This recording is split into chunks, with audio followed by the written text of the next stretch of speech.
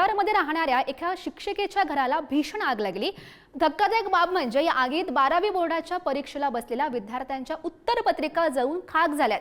त्यामुळे या विद्यार्थ्यांच्या भवितव्याचं नेमकं काय होणार असा प्रश्न आता सगळ्यांना पडलेला आहे। याचाच आढावा घेणारा हा खास रिपोर्ट।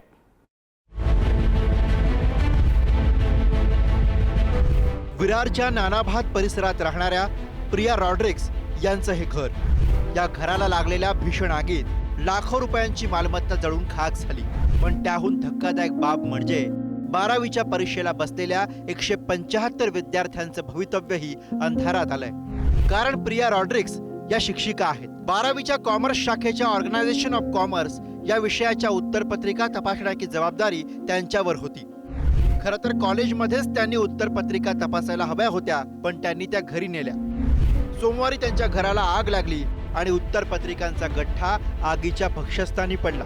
त्यामुळे या 175 विद्यार्थ्यांचं आणि त्यांच्या पालकांचं टेन्शन वाढलंय।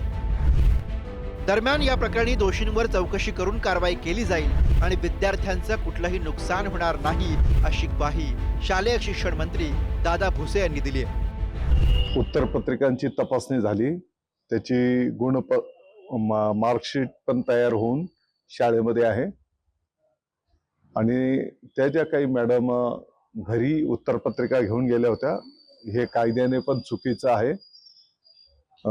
आणि आपण जर बघितलं की पुढच्या याच्यात ते काही जळून आढळून आलेले आहेत। या संपूर्ण प्रकरणाची चौकशी करण्यात येते आहे।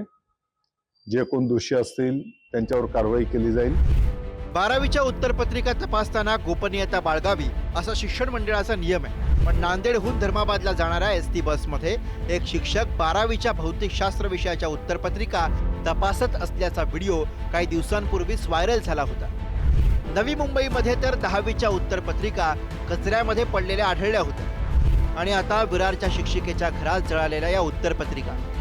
आपण विद्यार्थ्यांच्या भवितव्याचा खेळखंडोबा करतोय याची जाणीव स्वतःला शिक्षक बनवणाऱ्यांना कधी येणार हा मोठा प्रश्न आहे। विपुल पाटील, पुढारी न्यूज, विरार।